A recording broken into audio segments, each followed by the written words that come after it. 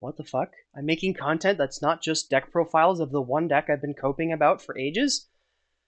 So yeah, right? Hear me out, right? Banless season, free content, I like ad revenue. So we're making a banless prediction video. Alright, so quick disclaimer before I go into this. I see the ban list a lot different than a lot of people usually do. Specifically, I look at the ban list more as you would an OCG player would. Specifically in the way that I prefer to see cards not be banned, particularly ones for archetypes that make the deck work. And I would prefer to see cards that support that archetype, i.e., so for example, in OCG they have things like Colossus at 1, but they also have Hawk at 1 and Roar at 2, last I heard. I would prefer to see something like that for TCG, where instead of just banning one card that would otherwise make an archetype, specifically an archetype, non-functional beyond any sort of salvaging, I would like to see multiple cards in that archetype get limited, semi-limited, just so that the deck itself is still playable and these cards are still playable, but they're not being forced out by artificial power creep. So I'm not saying that's the proper way of doing it. I'm saying that's the way I think about it, and that's just the energy I'm going into this video with. So just a heads up. So, just going down the list, banned, limits, and unlimited. You know what these are. I also have a column here just for discussion, like cards I would like to actually genuinely talk about and open a discussion with, because I don't think they're deserving being touched or hit at the moment, but I would like to see a discussion made around them, just so that way people have this in their heads that it's a possibility that things like this can happen. For example, Dragonic Diagram, I low-key think can go to 3 or 2, or whatever Konami decides to do with it. Just because the new stuff's coming out, the deck doesn't do anything without floodgates, and if we hit things like floodgates, then the deck itself just becomes a really neat resource management deck that has a lot of interaction on your opponent's turn with like Apocalypse, and have a lot of weird outs to a lot of weird things, and have like a few actually interesting interactions that's not just Mystic Mine, Amano, Watto, set 4 floodgates pass. So I do think there is a possibility for the deck to actually be innovated on that's not just floodgates, but I don't see it happening without Diagram going to more than just one copy. And if we have, say, Mystic Mine, which is here somewhere, get banned, then a lot of the cards like Metaverse or Set Rotation, probably not Terraforming, but a lot of these slower field spell or specific cards might be able to come off just because we don't have to worry about the number one best field spell in the game currently, and also the best floodgate in the game, being searchable. So, just so you know, I think this card is bullshit. You know what? There you go. Floodgates, all of them gone. This is actually not going to happen. I'm going to discuss this later, but Mystic Mine 900% should go. We're hitting a point now where main deck floodgates are actually becoming a viable strategy, and floodgates on their own just are the definition of unfun Yu-Gi-Oh! You completely shut down the game and it becomes super duper simplified, and those super duper simplified game states are not the fun kind of simplified game states where there's GOAT and you're top decking and stuff like that. It's more like, I happen to have 4 floodgates, you have no out to them, I summon a beater, and because you cannot play the game, I'm just going to keep tapping you with this one dude, and it's over and done with. The only balancing part about floodgates is that they're not activatable turn 1, and the majority of them are not searchable by anything consistent. Mystic Mine solves all these problems, and it also self-protects. Just like Imperial Order, if you have a floodgate that can protect itself from the vast majority of its own removal, IO was able to turn off things like that were super basic. MST, had Harpy's Feather Duster, Cosmic Cyclone. It protects itself by the fact that it reduces the number of cards that are actually able to interact with it down to nothing. Same thing with Mystic Mine. The majority of the removal in the current game that's not mass removal is monster removal. Nightmare Unicorn, Nightmare Phoenix, Sword Soul, Big Chungass. What's another one? That new rank 2 that came out that Sprite's using for removal. Just most of the removal and interaction comes specifically from the fact that all of them are monster effects. And it also, if it, for example, didn't limit the ability to attack, maybe you can make an argument for this being an okay counterside card that just turns off massive combo decks, and i.e. Dark Ruler.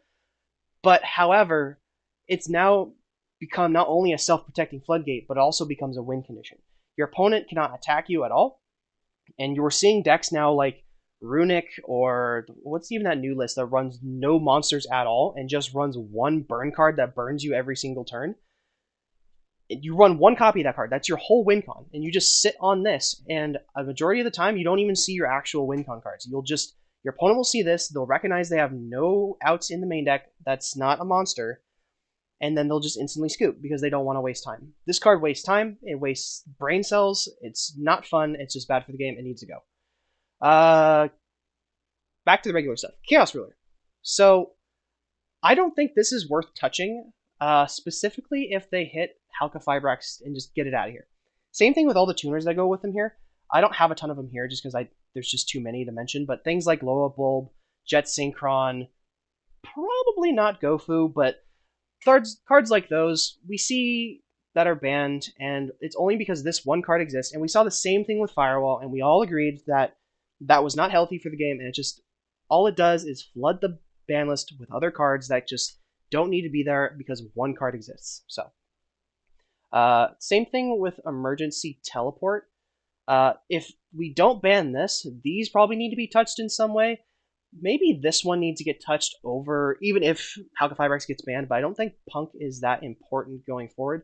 But that remains to be seen. I actually want to discuss this with you guys, because this one is actually a bit of a question mark for me. But Chaos Ruler I don't believe is going to be worth hitting if we ban Halka. Pot of Desires. This card went to 2 on the last list, and I think Konami realizes this is actually a really good card for the game. It's cheap, it's good for everybody that has able to play it, and any deck that can play it will play it, and it makes those decks that are otherwise inconsistent have a little bit more consistency, which I think is good for the game. Wind Barrier Statue. Again, main deck Floodgates. At least this one doesn't protect itself in the same way that Mystic Mine does, where you can just summon 1100 beater and swing over it for the most part. But I think because if we hit we're not hitting any other decks in the format except for maybe Tier, because I also have some other cards on here that hit that. But we're also hitting things like the Water Enchantress engine, which lets you do some more stuff in Sprite.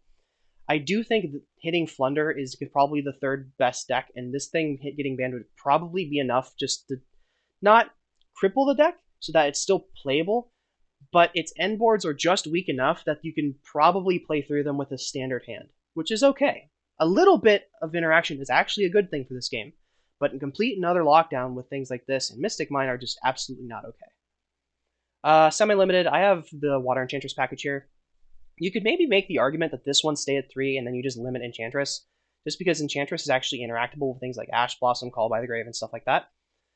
Or excuse me, not Call by the... Well, actually, yeah, kind of Call by the Grave, because you can dump this to the graveyard and then you just activate this, or activate Call by and hit this. But anyway, this is more interactable than this is, specifically because this is not super hittable by any relevant hand traps. So maybe you can make that argument. I don't completely agree. I would rather just see both of these get semi-limited, and then your number of garnets goes up for the number of engine card ratios, or the ratio of garnets to engine cards goes up and making your deck more inconsistent.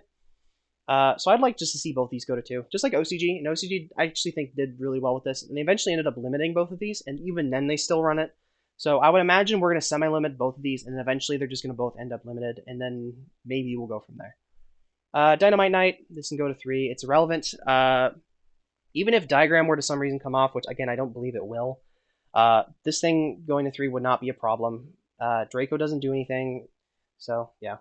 Yada, it can go either place here. It's more likely can end up semi-limited just because, again, Konami likes to do this weird thing where they use the semi-limited list for exactly malicious and moving cards between 2 and 3.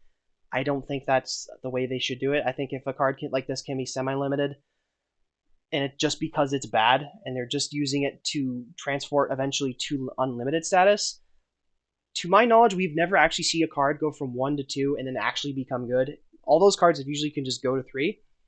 Like I said, semi-limited should be used for hitting multiple cards within a single archetype to bring down its consistency, so that way we can justify keeping a handful of cards, specifically archetype cards, I'm making this very clear, not super generic cards like Halka Fibrax, specifically archetypal cards from hitting the ban section. So, minor hit to Tier would be Instant Fusion. This allows you to just turn off a hand trap. This thing is the same thing as Call by the Grave, where it's just a sacky one-of that turns off hand traps and then gives you a free body. So this is an indirect hit to Tier limit that I don't think would be problematic for the deck. Totally Awesome and Swap Frog. So here's the thing with these two, right? It's totally viable that both these, one of these, or neither of these will get touched in any way.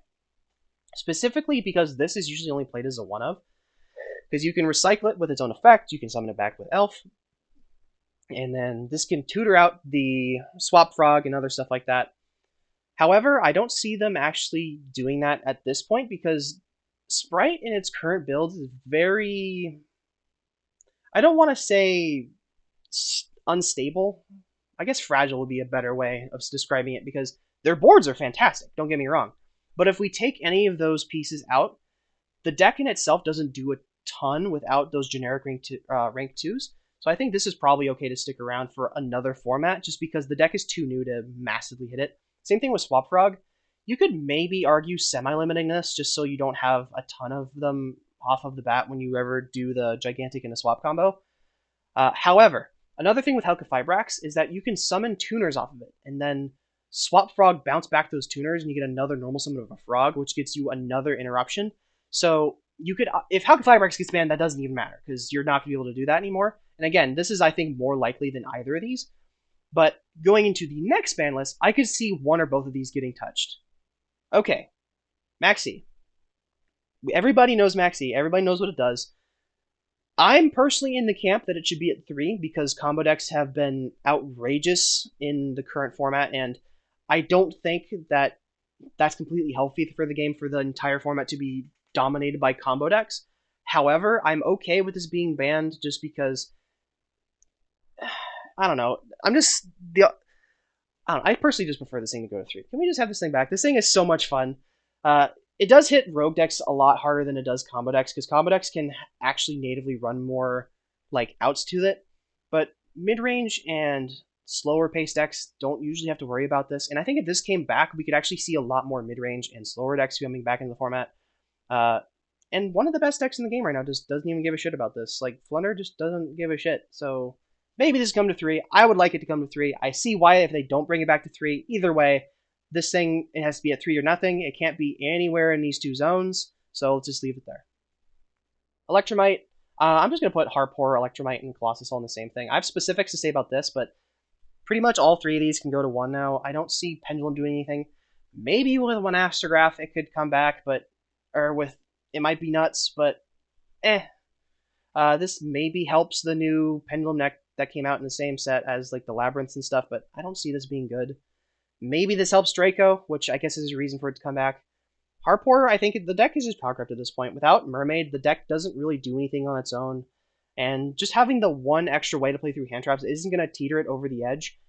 And then Colossus. Alright, so, Colossus. I am a huge fan of Colossus. Everybody knows this. I made a whole video discussing why Colossus can come back to 1, and my opinions on how the ban list functions. However, people have now come back and saying that because Sprite exists, Thunder Dragons can't, or Colossus cannot come back because it'd be too easy to tutor out and it would make their boards just better overall regardless. Not true. So, the most optimal way for Sprite to go into Colossus is through Nemesis Corridor, specifically because it's a Thunder that activates in hand and is searchable off of Small World. Now, if you were to run both of those in this example, you can't trigger your Colossus summoning condition because all the sprites are inherent special summons. Colossus requires monsters that activate in hand, so specifically Nemesis Corridor or the Thunder monsters must be teched in for it to be viable to make. The only one sprite in the main deck that you can actually run that's worth a shit to make Colossus is the one honest thing, but in my opinion, if you're going to battle phase on turn 2 just to summon a dude and then activate the honest in hand to get a dude run over just so you can make Colossus, why would you make just Colossus when you could do summon a level 2, special thing from hand, make Gigantic, do full board, and then not make Colossus? So in my opinion, if you were to make Colossus with that line, it wouldn't be worth it. You would just instantly get Dark Rulered, or you'd get hit by the infinitum amount of generic removal we have for this, like Unicorn, or Dark Ruler, or Impermanence, or Droplets, or Tactics, or any of these other cards that we're seeing in the main deck over hand traps that are specifically outs to things like this. I think this can come back to 1. I don't think it can do anything. You could even make the argument that maybe if you wanted to hit Thunder specifically, you could do what OCG did and hit the other things, though I don't think that's necessary, though I could see them actually doing that. So, specifically with Corridor, though, if you were to do Corridor, you have to have Sprite combo anyway. Sprite on their own, without going huge minus, don't banish anything natively. So what you'd have to do is you have to do Sprite combo, which is usually 2 level 2s or starter plus level 2. You do that, you get your frogs done, you'll have Totally Awesome on the field, and then you can do Nemesis Corridor. And if you have Small World, you have to have another monster in hand, which Sprite on their own don't natively give you a ton of follow-up unless you search starter off of the jet. But if you get Smashers, you're not really going to do that. So Small World becomes a lot more inconsistent. If you hard draw the Nemesis Corridor, great. You have frogs you can put back, and then you can summon Corridor and make Colossus. However, getting to that corridor is very hard to do, especially without Small World. You have to go -1 just to make Colossus. Then it's live with, I believe, 1 or 2 protections. Then if you happen to have the corridor, you already have full combo. It's really, really win more, and it's just not worth the extra deck space. It's not worth playing in the deck. I did this for like 40-something hours of nonstop testing with Colossus in this deck. It's just not worth it. However, if we saw some of these get touched, actually no, even if Swap Frog got touched to the point where this is no longer being played, Nemesis Corridor is not playable because you don't have a banish card. If you saw Toad get hit, maybe you would see Colossus come in after the fact. However, we're still seeing everybody in the format main decking Dark Ruler, which, by the way, that's a whole nother conversation if we want to talk about how good the game is if Dark Ruler is in the main deck. This thing loses to everything in the game. It can come back. There won't be any problems, I promise. Okay, back to other stuff. Scythe. This can fucking go. It's the same thing with Mystic Mine, except it doesn't protect itself.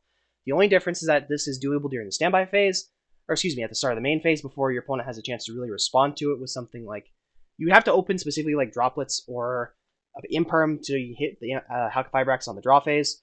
So it's not fair. It's just another floodgate that becomes a body, and if you do the Hyper-Library and the Halqifibrax combo into this, you get a free Baron anyway. So this can go. I don't think anybody can deny that this needs to go. Call by the Grave.